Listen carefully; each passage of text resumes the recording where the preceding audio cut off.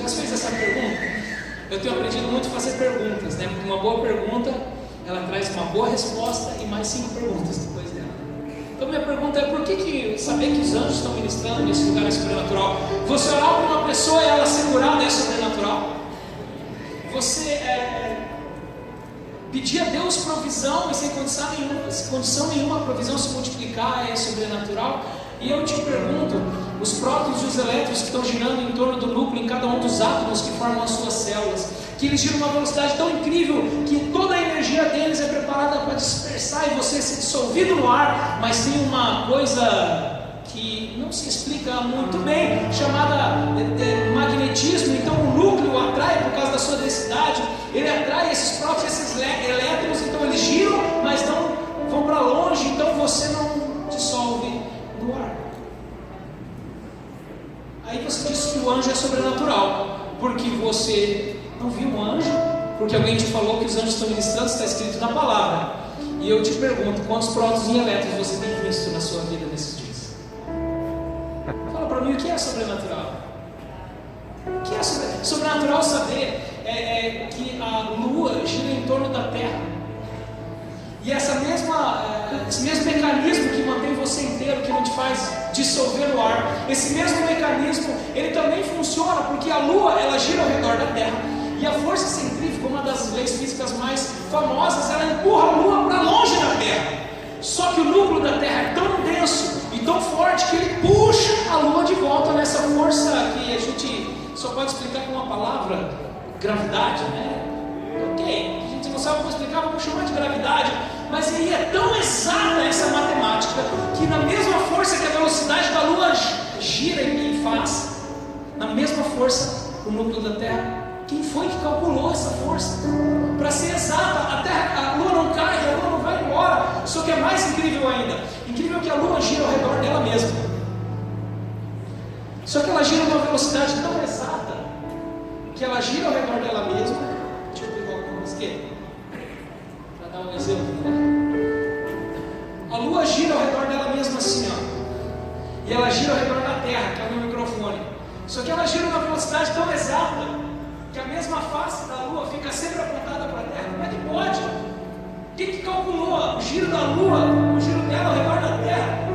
Que o mesmo lado da lua está sempre apontado, por isso que o lado negro e o lado claro da lua. O lado negro e o lado claro, a força da lua, né?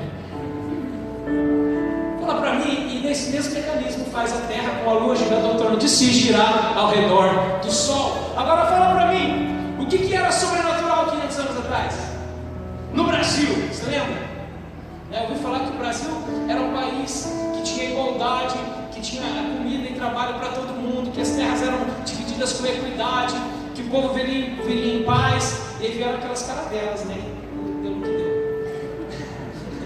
As caravelas chegaram e acabou.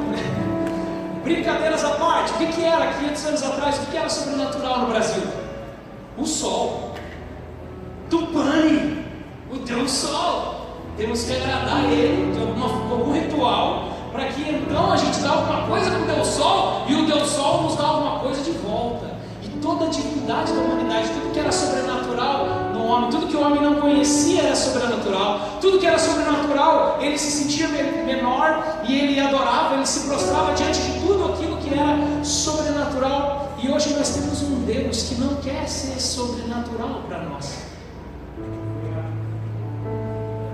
É suposto fazer parte daqueles que o receberam, que tem o poder de serem chamados filhos de Deus.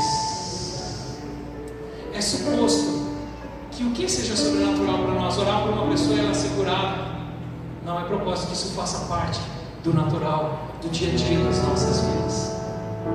A segurança, a paz que excede todo o entendimento. A paz que excede todo entendimento, ou seja, é uma paz que na visão do ser humano é sobrenatural. Tudo aquilo que o nosso pequeno cérebro interpreta no mundo natural, ainda que todas as coisas estejam roubando a nossa paz, ainda tudo aquilo que nossos instintos dizem que é medo ou prazer, que quando que o homem perde a paz? O homem perde a paz quando fica com medo. Medo de ficar doente, medo de não ter dinheiro, medo do governo que vem, medo do governo que vai, medo do ladrão na rua, medo de ser menor. E o homem perde a paz. Só que tem uma paz guardada para nós, que é a despeito de tudo que os nossos instintos, de tudo que a nossa humanidade diz. Essa paz, ela excede todo o entendimento. E eu pergunto novamente para você: o que é sobrenatural para você? Pastor, você está falando de oferta, você está falando de adoração, você está falando de milagre, você está falando do quê? Eu estou falando de tudo. O que não viu junto sequer mendigar o pão. Que o Senhor dá os seus enquanto dorme. Porque, como Paulo, tanto eu posso ter riqueza quanto posso estar pobre. Naquele momento, pobre financeiramente. Pobreza é mais um estado de coração, um estado de entendimento do que quanto dinheiro tem no seu bolso. Pobreza não é de quanto dinheiro você tem. Pobreza é o que o dinheiro significa para você. Então tem gente que é muito rica, mas vive pobre. E tem gente que é pobre financeiramente, mas é rica em sua vida. Porque riqueza e pobreza não é quanto dinheiro temos, é o que o dinheiro realmente significa para nós. Dinheiro é uma energia que vai e que vem, querido. Ele não é sentido, ele não é propósito, ele não é nada disso.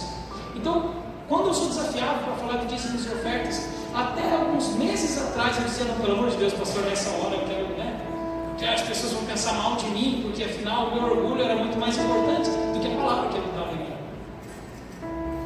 Mas eu descobri que nada é natural, que tudo é sobrenatural. E a primeira coisa sobrenatural é você.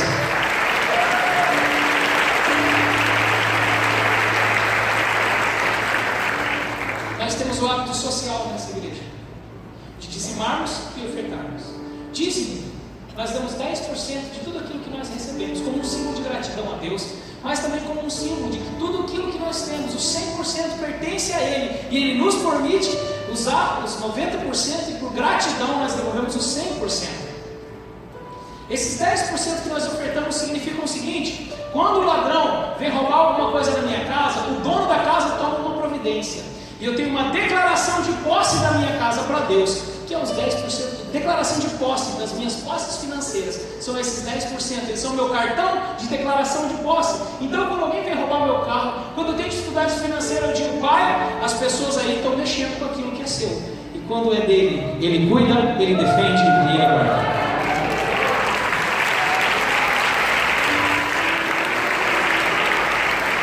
Agora, eu posso dar 10% para Deus, dizendo assim: ó, eu vou dar 10%, que Deus, se eu der 10, Ele vai me dar 100, sabe, querido? Às vezes a gente não joga na loteria porque é crente, mas vem trazer um dinheirinho, porque vai que sai o meu número de 10 vem 100, de 100 vem 1000, e acaba sendo mais uma fezinha, o dízimo e a oferta, do que realmente uma declaração de que tudo que eu tenho é do Senhor, eu não tenho medo de passar necessidade, porque Ele me dá força, Ele me dá energia, Ele me dá capacidade. Entende em vós todo o necessário para a vida pela piedade, pelo pleno conhecimento daquele que nos chamou com sua própria glória e virtude. Ele está dizendo: você tem em você tudo o que você precisa para ter a sua vida suprida nessa terra.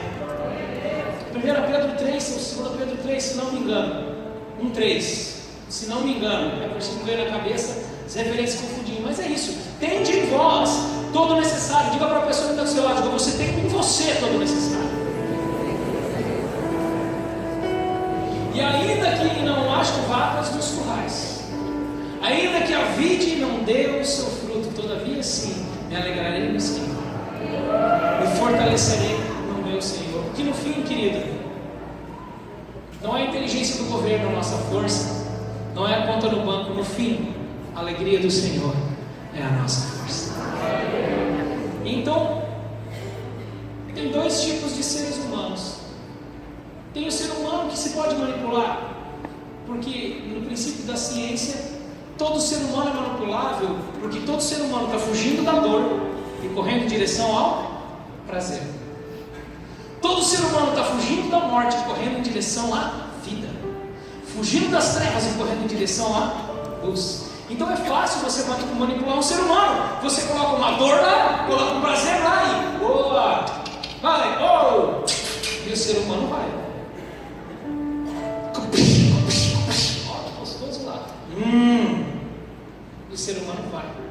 Mas tem um tipo de homem que está se tornando cada vez mais comum na terra.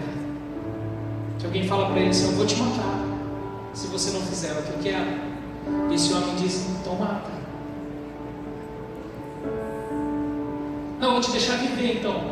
Então deixa. Porque se eu viver, vivo para Jesus. Se eu morrer, é lucro. Porque não vai mais ter esse corpinho me impedindo de perceber, de estar na presença de Deus o tempo inteiro. Eu não vou mais ficar me preocupando que dia que eu vou morrer, eu vou poder ser e exercer tudo aquilo que eu fui criado para ser, com um novo corpo celestial.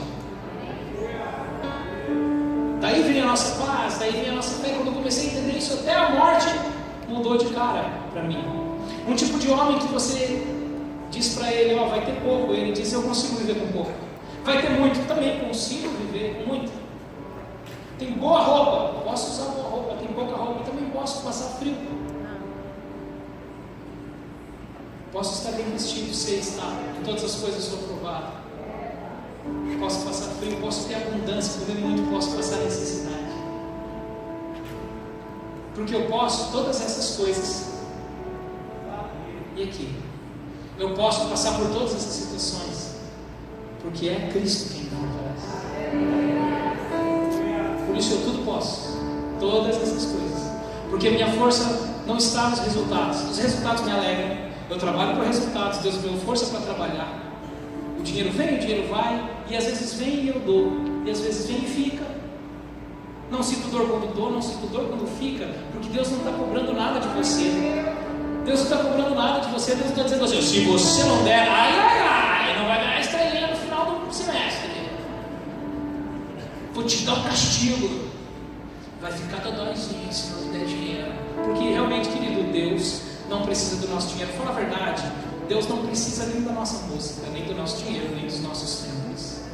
Ele só pede uma coisa: de tudo que deve guardar, guarda primeiro tua mente e teu coração. Você sabe por quê? Porque Ele sabe que se a tua mente e o teu coração estiver nele, nada mais te atrai ou te tira a paz. Então não é uma sensação de posse para Deus: eu quero o seu coração, que nem aqueles filminhos que tem agora de terror, de sobrenatural. E não, a alma do homem vale muito, por isso que Deus quer que a alma do homem dá poder para ele. Não, Deus quer o seu coração para Ele, porque Ele sabe que se o teu coração estiver nele, nada vai te faltar. Então, hoje, você vai ter oportunidade nessa canção, no meio da palavra, de trazer o seu dízimo, que é os 10%, a sua declaração particular. É o nosso costume como igreja, é assim que nós entendemos como teologia.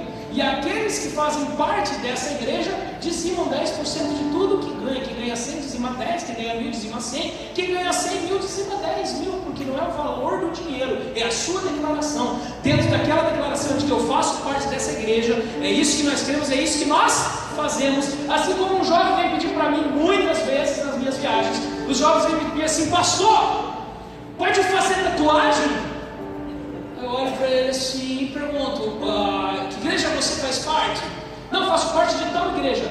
O costume das pessoas da sua igreja é fazer tatuagem? Não. Então você não pode, porque você se declara parte de um povo. Seja parte daquele povo. Como é que funciona? Eu acho que dízimos e ofertas e papapá, irmão, essa igreja tem o que, pastor? 30, 40? Quantos anos tem essa igreja? Quanto? Quase 30 anos. O que mais velho que a igreja de Pato Branco? Isso já foi discutido, já foi orado, já foi resolvido, já foi trabalhado. A pergunta é: você quer fazer parte? Você faz parte ou não faz parte? E se um dia você acha que não pode dar, não tem problema.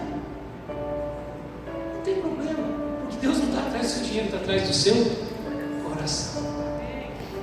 Porque é do seu coração que estão todas as fontes da sua vida, da sua alegria, da sua paz, da sua saúde e do seu dinheiro. Então, quem tem o costume, tem a oportunidade de trazer os 10%, mas para que serve a oferta? A oferta serve como uma contribuição. O dízimo fala da nossa fidelidade, a oferta fala da nossa generosidade. Porque oferta você dá quanto você quer. Você pode dar R$1, R$2, R$100, R$1.000. Você pode dar 10%, 80% e viver com 10%, como o dono da Colgate. O dono da Colgate, a última vez que eu ouvi uma palestra dele, ele falou: eu ganho muito dinheiro, eu vivo com 20%. 80% eu oferto para a igreja, eu dou 10% de dízimo, 70% de oferta. E é assim que se vive, querido, porque ninguém vai dizer para você, você tem que viver assim, você não tem que viver assim. Tudo que nós dizemos para você é, quantos querem ir para Curitiba? Então não adianta comprar uma passagem para São Paulo. Se você compra passagem para Curitiba, você colhe Curitiba. Se você comprar uma passagem para São Paulo, você colhe São Paulo. Se o Senhor é dono de todas as suas coisas, ninguém pode roubar de você aquilo que é dele. Uma vez meu pai e minha mãe estavam sofrendo na igreja, um grupo de pessoas saiu da igreja, e eles chorando, puxa vida, são pessoas, e a igreja, meu papai, eu lembro que nós encontramos o pastor Márcio Valadão, isso fazem 15 anos atrás, no mínimo, e está chorando, abraçaram, o pastor Márcio falou, Eliseu, meu filho, aqueles que Deus te deu, são teus, aqueles que Ele não deu, não são teus. Aquilo que não é seu, não se agarre. Aquilo que é seu, coloque nas mãos de Deus. Existe um povo que Deus está levantando com uma sensibilidade tão profunda à presença e à verdade de Deus, que consegue perceber a Deus, ou conseguir perceber a Deus onde os outros não percebem. Um povo cuja paz não se pode roubar. Nem com saúde, nem com dinheiro, nem com profissão, nem com governo, nem com filosofia, nem com teologia. A paz não se pode roubar desse povo, porque esse povo tudo pode em Cristo. Em Êxodo capítulo 3, a partir do versículo 1. Interessante esse negócio de fazer a oferta também, porque eu já dei toda a introdução, ganhei uns 15 minutos de palavra só na oferta. Você vai entender que a gente já estava falando sobre isso. Vamos nessa tradução aí então, ok? Se eu ler na minha vai ficar diferente. Moisés pastoreava o rebanho de seu sogro Jetro, que era sacerdote midiano. E um dia levou o rebanho para o outro lado do deserto e chegou a Horebe, monte de Deus, versículo 2. Ali o anjo do Senhor lhe apareceu numa chama de fogo que saía do meio de uma sarça, e Moisés viu que, embora a sarça estivesse em chamas, não era consumida pelo fogo. Versículo 3. Que impressionante! Segura nesse aí, tá, irmão? Que impressionante, pensou, por que a sarça não se queima? Vou ver isso de perto. Sabe, querido, nós partimos de um pressuposto que para sermos usados por Deus, nós precisamos ter algum dom, alguma habilidade, algo que nós fizemos, e eu tenho algo que se destaca das outras pessoas, então eu posso ser usado por Deus. Então eu canto, eu prego, eu toco, eu sou bom filósofo, sou bom psicólogo, eu me construí, então agora que eu estou construído, Deus pode me usar. Sabe que Deus vai te usar. Eu estou aqui declarando e profetizando sobre a tua vida. Você vai ser muito usado por Deus. Você vai curar enfermos, vai expulsar demônios, vai libertar cativos, vai restaurar a vida de casais que estavam com seu casamento destruído, vai tirar a vida de jovens das drogas, vai ajudar homens e mulheres a sair da bebida, vai ajudar homens e mulheres a administrarem melhor suas vidas financeiras e receberem mais. Deus vai te usar muito na vida das pessoas. Quantos podem dizer amém a isso? Amém. É muito importante o seu sentimento quando você ouve isso, porque a primeira coisa é, você quer ou você não quer ser usado? Você quer ou você não quer ser usado? A pergunta é, quantos querem ser usados por Deus em tudo isso? E a segunda notícia é, Deus não vai usar você porque você é bom. Deus vai usar você porque Ele é bom e a sua misericórdia é você. Tudo é porque Ele, diga porque Ele é bom. E a sua misericórdia dura para sempre.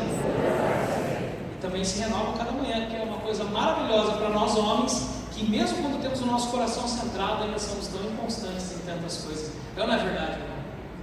Né? Se você fosse Deus, você já não teria se dado no pé já? Né?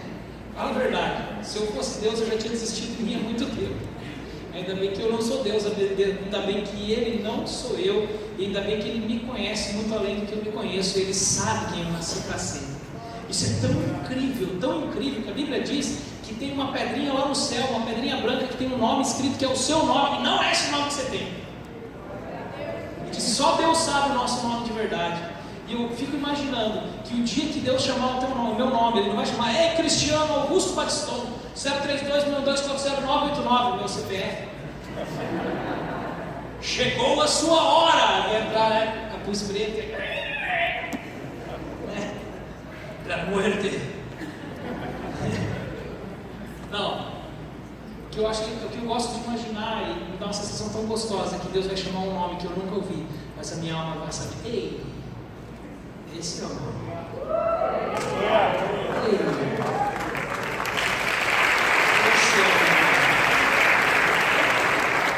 Seja no arrebatamento, seja em como você crê que vai ser isso, Ele vai chamar o nosso nome. E na verdade, Ele está chamando o nosso nome. E o crescer em Cristo é ser cada vez, o amadurecer em Cristo, a gente caminhar de uma forma que a gente vai cada vez se tornando mais parecido em quem Ele nos criou para sermos, cada vez mais a imagem e semelhança de Jesus. Tem muita gente que tem a impressão que o céu vai roubar a sua individualidade. Não, lá vai ser todo mundo igual ao anjinho, todo mundo igual, vai estar aqui tocando igual a musiquinha por toda a eternidade, né? Aquele anjinho barroco ainda está na sua cabeça, bochechudinho, tá ligado? As asinhas desse tamanho, gordinho, com pontinho rosa. Tem gente que ainda tem aquela imagem romana do céu. Eu te garanto, irmão, eu não sei bem como vai ser, mas eu sei que não vai ser assim, né? São Pedro não vai estar ali esperando na porta, né? Mas Jesus vai falar de braços abertos para você dar aquele abraço, né? Se você chegar antes de mim, diz que eu mandei um abraço também. Quão sobrenatural é essa vida com Deus. Você vai fazer grandes coisas porque Deus é bom e o seu amor é eterno. E como hoje eu faço um trabalho que fala muito sobre espelhamento de comportamento. Então, quando tem um empresário que precisa de alguém para tomar o seu lugar, a gente faz um traçado de perfil comportamental, faz um espelhamento, acha alguém que possa trabalhar, ele treina, ajusta os valores da pessoa, dentro desse tipo de pensamento, que é o meu mecanismo funcional na minha mente, eu conheci esse personagem que está descrevendo aqui nesse trecho da Bíblia, e para mim esse personagem é o personagem que mais manifesta poder na Bíblia. Antes desse personagem, a história de Israel era uma história de escravidão, era uma história de um povo aprisionado pelo Egito. Depois desse personagem, meu querido, Israel começou a se tornar quem eles nasceram para ser, passaram por um processo de crescimento e saíram do lugar onde estavam, passaram por um deserto, que às vezes cresceu um deserto, irmão, e chegaram num lugar onde eles nasceram para estar, e lá tiveram a oportunidade de se desenvolver com muitas outras jornadas com Deus. Mas quando eu olhei esse personagem, eu pensei, eu quero ser como esse personagem, eu quero manifestar a glória e a presença de Deus de uma maneira tão incrível, que existem histórias que são antes de mim e depois de mim. Eu quero ser usado por Deus como Ele fez a Você se identifica com esse sentimento? Então voltamos ali e eu quero falar um pouquinho dessa situação, onde esse personagem, a primeira vez na Bíblia, aparece num contato sobrenatural. Ora, Moisés estava apacentando o rebanho de Jetro e seu sogro, o sacerdote midiano. Levou o rebanho para trás do deserto e chegou a Horebe, o monte do Senhor. E apareceu-lhe, veja bem aí na sua Bíblia, se a sua Bíblia é correta, foi bem escrita, bem diagramada e bem traduzida, está o anjo com letra maiúscula, certo? O anjo do Senhor. Quando que os tradutores colocam anjo do Senhor com letra maiúscula? Porque poderia estar dizendo assim, como foi no caso de Abraão, vieram os anjos do Senhor com letra minúscula. Então o anjo Gabriel com letra minúscula, Gabriel maiúsculo, mas anjo minúsculo. Agora, no Velho Testamento, quando está escrito o anjo com letra maiúscula, está falando de quem? Está falando de Jesus, está falando de uma teofania, está falando de uma manifestação do próprio Jesus, do próprio verbo, antes dele ter vindo em carne. Então diz ali, apareceu-lhe o anjo do Senhor, em uma chama de fogo do meio da sarça. E Moisés olhou e falou, cara, o troço está pegando fogo e não se consome. Aí tem um pessoal que gosta de entender tudo, né? Sabe, tem aqueles caras que gostam de entender tudo que Deus faz. Tem que explicar. Não, é porque isso era comum, existe um tipo de sarça lá no deserto que pega fogo sozinho. Então, mesmo cara que fala assim, não, é porque na verdade não abriu o mar, é que tem uma época que o Nilo desce e fica a 10 centímetros. Então o Nilo estava num tempo baixo e eles passaram o Nilo a 10 centímetros. Primeiro, diz que eles passaram os pés secos. Essa discussão foi muito gostosa, foi com o professor de história mesmo. né? Eu falei, mas professor, então eu creio que Deus é mais poderoso ainda.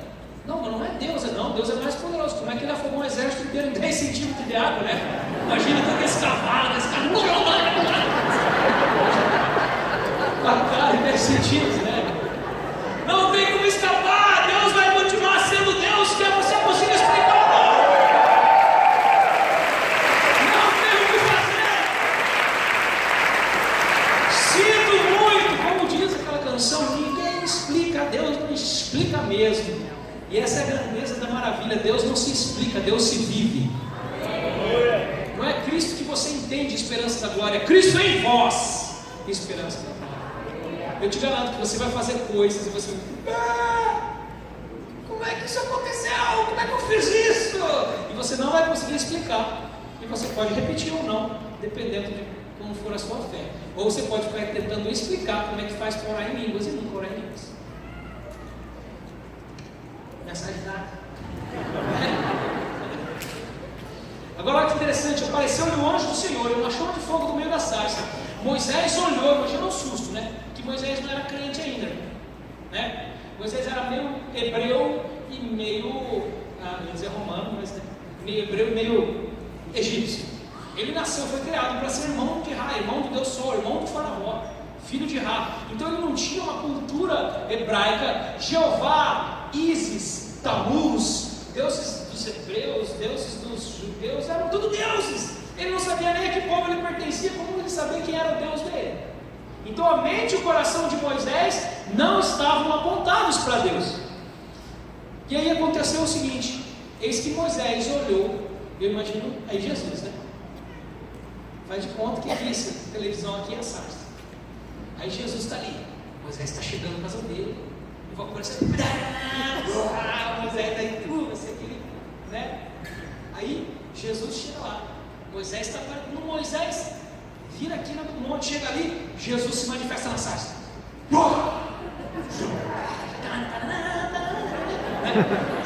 Os anjos tocando trombetinha, aquela coisa toda, e Moisés.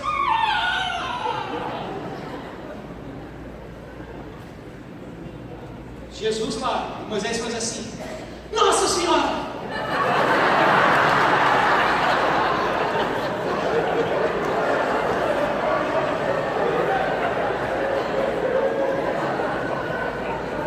Faz sentido. Minha rasinha do céu, ele era egípcio, não era rápido, ele era Nossa Senhora. Ela tinha outro nome naquela época.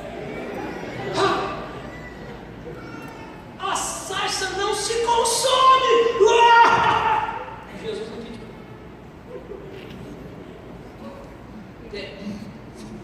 E Moisés olhando a sarça. E eu te pergunto, por que o anjo do Senhor se manifestou na sarça e Moisés não viu o anjo? Moisés viu só a sarça. Eu te pergunto, por que Moisés viu só a sarça? Lembra que eu falei antes da introdução? Que quando eu perguntei para Deus, eu falei: Deus, como que pode os homens do Velho Testamento, que não tinham o Espírito Santo, eles poderem se comunicar com o Senhor com tanta liberdade? E Deus me pergunta assim: como é que pode você que tem o Espírito Santo ir para lugares onde eu estou e não me perceber? Abra sua Bíblia comigo, então, um versículo que eu já citei, mas eu quero ler com você.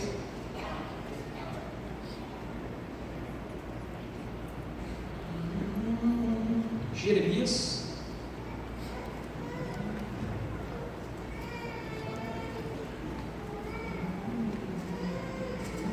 29:13. Deus constituiu algumas regras, algumas ferramentas para que o homem pudesse se comunicar com ele a qualquer momento da história. E essa ferramenta está escrita aí: vocês me procurarão e me acharão quando me procurarem de todo o coração. Tradução da palavra coração no hebraico: lebav. Mesma palavra usada em Provérbios 4. Provérbios 4 é um texto muito bonito da Bíblia, porque é um momento assim nostálgico de Salomão. Salomão começa Provérbios 4 dizendo assim: quando eu era criança pequena, lá em Pato Branco no meu caso, daí, quando eu era pequeno, é tão bonitinho assim, que Moisés fala assim: Quando eu era uma criança macia o Salomão, vocês vivem discutindo dentro da minha cabeça hoje. Salomão falou assim: quando eu era uma criança pequena, macio nos braços da minha mãe, e eu assentava os pés do meu pai, e o meu pai me dizia, aí começa o discurso de Davi, onde Davi pensando, esse vai ser o próximo rei, eu preciso dar para ele aquilo que eu tenho. Lembra que Deus chamou Davi? Porque Davi era um homem com coração segundo o coração de Deus. Então Davi pensou assim: eu preciso ensinar Salomão a ter um coração, diga levav, mente e coração. Eu preciso ensinar a Salomão a ter uma mente e um coração apontados para Deus. E eu preciso ensinar a Salomão que ele precisa ser um homem sábio também. E ele começa o discurso, diz: filho meu, ouve as minhas palavras, ata em teu coração, busca a sabedoria. E aí Provérbios 4 é um grande discurso de sabedoria. A sabedoria vai te defender, a sabedoria vai te proteger, a sabedoria vai ser uma coroa na sua cabeça. Ele vai dizendo para Salomão sobre a sabedoria, e ele começa a falar todas as coisas boas que a sabedoria vai fazer com ele.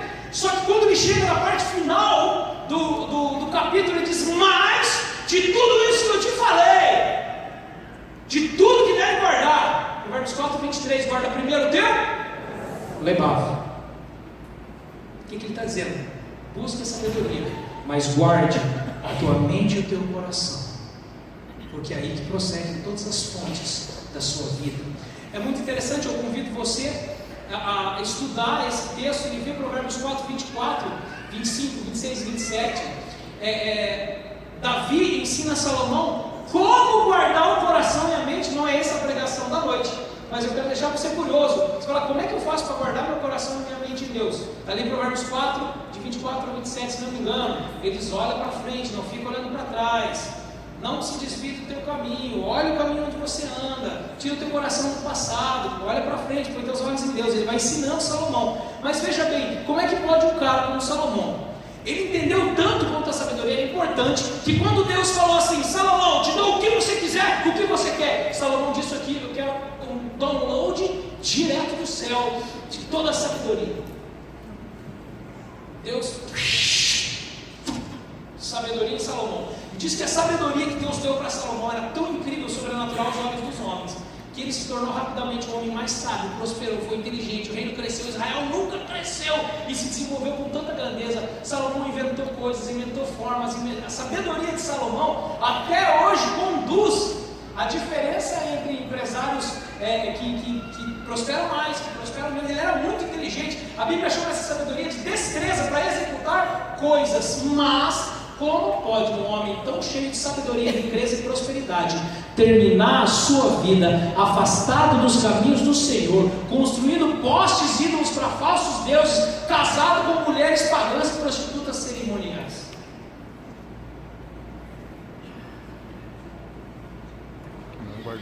Ainda professando coisas de frustração e decepção a Deus.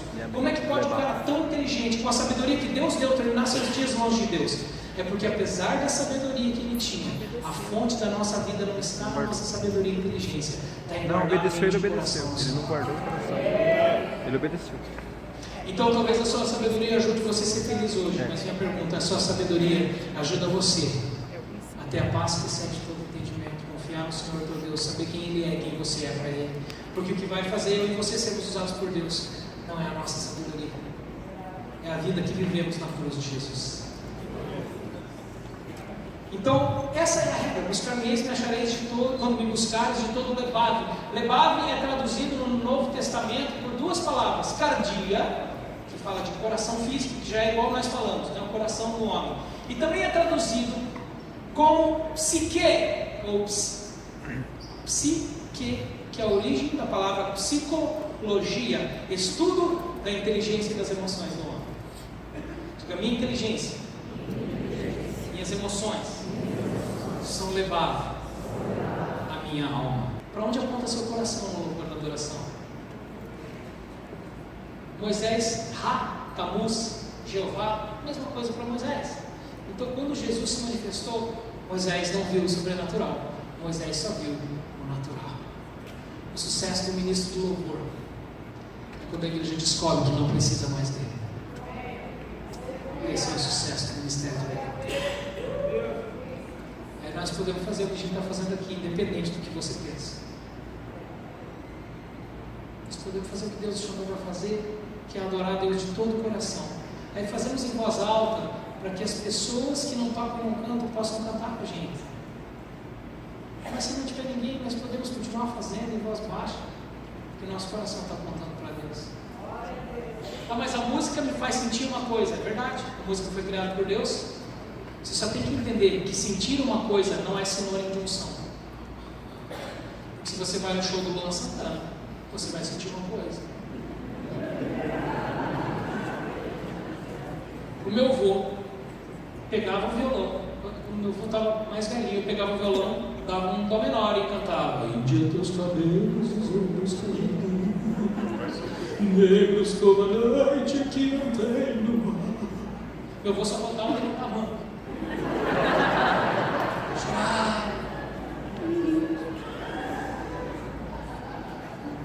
Era um som? Índia tão pequena, tu a você que me faz chorar. Provavelmente é uma lembrança da coisa no inteiro. Mas, enfim, o papel era lembrar meu avô e cantar com ele, né? Paz, paz, paz, paz. Não posso ficar de paz e doido com você. Sinto muito amor. Lá meu amor chorando. E ele tinha música de alegria também. Chum, chum, chum, era um homem gozado. Chum, chum, chum, era um chum, seria a mulher, era pra ser meu avô. Ernesto nos convidou pro samba, ele mora no Brasil. Nós fomos no encontro. Ah, só besteira.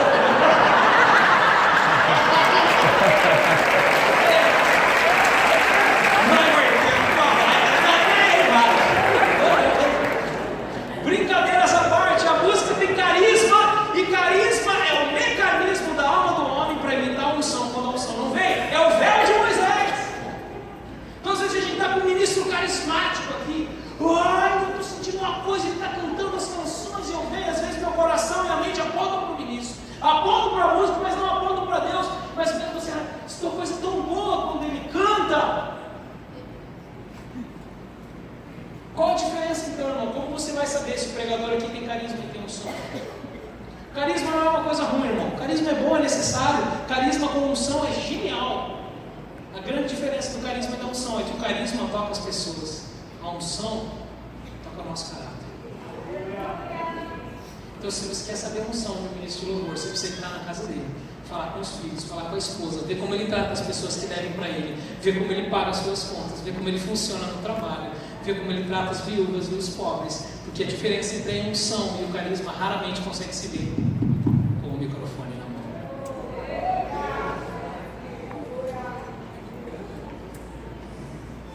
Vamos voltar para Moisés? Vamos despertar a palavra? Ok, Lebav, mente e coração. Moisés tinha mente e coração divididos. Então, quando ele olhou a sarça, ele não viu Jesus. E aí vem uma coisa incrível acontece dentro de Moisés. Versículo 3, por favor, de Êxodo 3. Que impressionante, minha tradução diz, que incrível disse consigo mesmo. Quando a Bíblia fala disse consigo mesmo, a Bíblia está falando do diálogo interno do homem. Diga diálogo interno. É quando a nossa mente e o nosso coração discutem. Quantos já tiveram essa experiência? Minha cabeça me fala uma coisa, meu coração me diz outra. O que será que eu faço? Quantos já tiveram nessa situação? E quantos nunca tiveram nessa situação? Quantos não vão levantar a mão, não interessa o que eu fale? Eu estou falando aqui, eu quero vocês. Então, eu gosto, até esqueci o que eu estava falando, né? Chegou a aumentar 20 centavos na oferta agora, que boa foi essa? Se eu não fosse pastor, você já sabe qual seria a minha profissão.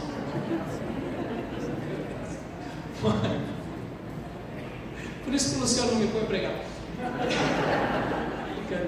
Que impressionante, então a mente e o coração de Moisés começaram a discutir. E aí começou aquela briga. Será que eu fujo, porque é um fantasma, uma coisa sobrenatural, uma coisa incrível? Ou será que eu me aproximo para ver melhor? A mente e o coração, elas vão discutindo, elas se dividem, discutem, mas chega um momento que a mente e o coração chegam a um consenso, e é um momento que você toma a sua decisão, porque do teu coração procedem todas as fontes da sua vida. Ou seja, no final, é a sua decisão que decide para onde a sua vida vai. Então Moisés disse: minha mente, meu coração, decidi, vou ver, vou me aproximar para ver melhor do que se trata, porque a sarça não se queima, vou ver isso de perto. Moisés tomou uma decisão, e aí ele tomou uma ação, diga decisão, diga pensamento, sentimento, decisão, atitude. Esse é o caminho da transformação. Moisés pensou, sentiu, decidiu, ele tomou uma atitude e começou a caminhar em direção da sarça. E aí Deus fecha poeticamente, de uma forma incrível, o que para mim é o versículo mais delicioso desse texto, que é o versículo 4. Vendo Deus que Moisés se aproximava para observar, então do meio da sarça Deus chamou Moisés. Moisés, Moisés. Eu estou falando da manifestação de Deus, desse personagem bíblico tão incrível que é quem? Fala o nome do personagem? A sarça. Essa pregação é sobre a sarça, não é sobre Moisés. Porque Moisés não podia ver Jesus, mas ele podia ver a sarça. E por que ele se aproximou da sarça? A sarça tem 1,5 milhão de CDs vendidos, e quando ela canta eu sinto uma coisa.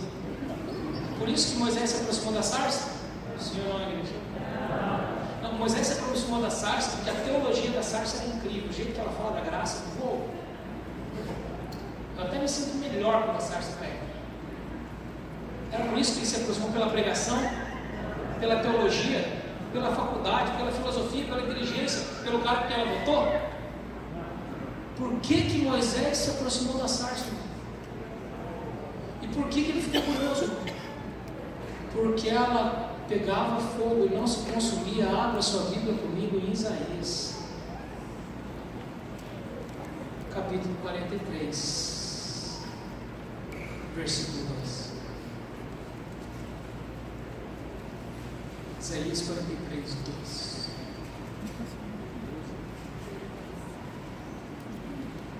Isaías 43, 2.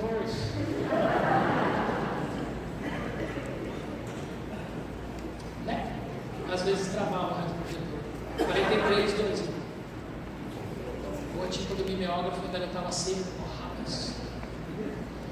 Quando atravessares as águas, eu estarei com você. Quando você atravessar os rios, eles não te cobrirão. Quando você andar através do fogo, ele não te queimará, e as chamas não te deixarão em brasas.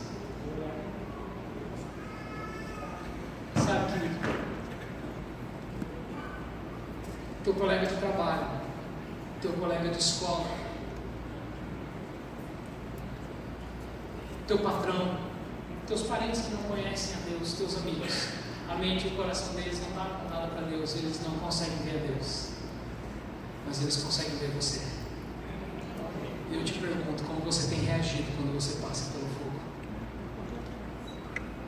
Porque o que atraiu Moisés foi o fato de a sarça passar pelo fogo e o fogo não a destruir. Quando o fogo pega em mim, eu tenho reclamado, eu tenho achado culpados, eu tenho xingado o governo, eu tenho reclamado do dinheiro, eu tenho o tempo inteiro tenho uma coisa amarga, uma dor para dizer, uma tristeza, eu simplesmente tenho emburrado, estou meio deprimido hoje, por quê? Porque essa vida, quando eu passo pelo fogo, as pessoas olham para mim e perguntam assim: ei, você não mora no mesmo país politicamente justo que eu moro? Moro. Você não mora no mesmo país que torna a nossa vida financeira mais difícil? Não moro. Você já teve doença? Já. Você já segurou a mão de alguém morrer que você ama, que estava morrendo já? Você já perdeu alguém por uma doença que você não conseguiu ver a cura? Já. Você já teve problema com sua esposa, com seus filhos? Já tive. Então como é que você continua bem? Me ensine esse segredo. Como é que você passa por tudo isso e você está inteiro ainda? Que paz é essa que excede todo o meu entendimento?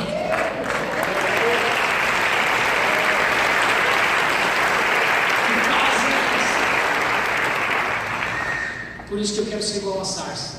Eu quero ser aquele que passa pelo fogo e não se consome. Eu não estou falando, irmão, de fingir. Eu não estou falando de fingir, eu estou falando de ser verdadeiro. Porque o choro dura uma noite, quer dizer que o choro vem, mas a alegria vem pela manhã. Se tem uma coisa, uma promessa de Deus na sua vida, irmão, que quantos gostam de receber promessas de Deus aqui? Eu vou declarar uma promessa de Deus que está na Bíblia sobre a tua vida. Quando você recebe? Você recebe? Então vai lá. No mundo passareis por aflições.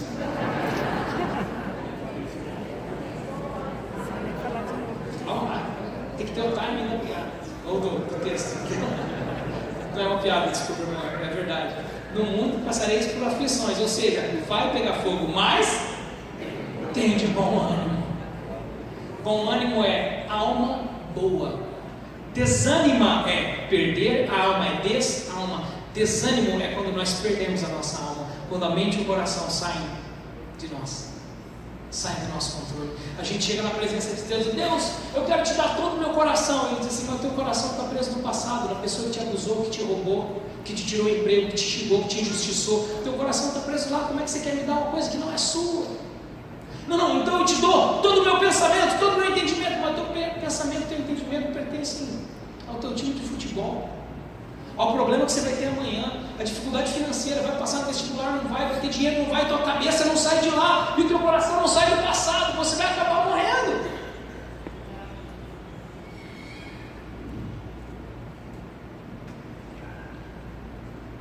Mas se você trouxer a tua mente e o teu coração de volta, e entender que enquanto a tua mente, o teu coração, tuas emoções, enquanto tua alma, teu coração estiver apontado para Deus, você pode passar por qualquer situação, qualquer fogo, porque é Cristo quem te fortalece.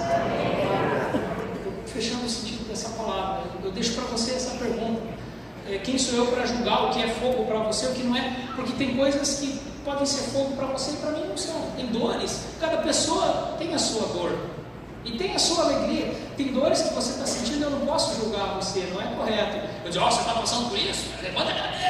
Não posso, só você sabe a sua dor. E tem coisas que para mim doem demais. E você vai olhar e dizer assim, mas é molinga mesmo, né? Esse cara aí. Não dá para um julgar o outro, cada um julga a si mesmo para que não seja julgado por Deus. Então, irmão, eu não sei qual é a sua dor, mas eu sei que quando eu falei fogo está pegando, você sabe o que é o fogo que está pegando na sua vida. E a minha pergunta aqui, talvez a tua resposta possa te edificar. Talvez a tua resposta para essa pergunta seja ruim. Não se sinta culpado, pelo menos você sabe contra quem você vai lutar agora. Cara, minha resposta foi ruim, eu realmente faço isso aqui. Deus, Espírito Santo, me ajuda a apontar minha mente. Talvez a tua resposta tenha sido boa. Mas a grande importância de tudo isso aqui é Deus quer te usar, querido. Ele não vai te usar porque você fala bem, porque você canta bem. Ele não vai conquistar essa nação porque nós saímos na rua, gritamos bastante, protestamos e somos bons. Deus vai nos usar porque mesmo passando pela dor, nosso coração e nossa mente sabe qual é o nosso futuro. A esperança não morre, a paz não morre, o medo não nos aflige. Porque Cristo em vós é a esperança da glória.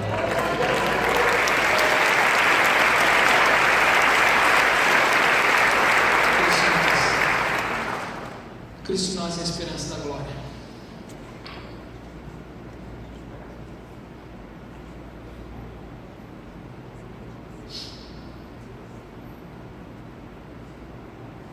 O Espírito Santo quer falar com você nessa noite. Eu tenho esse meu jeito de sarça, assim. Eu gosto de brincar, gosto de falar.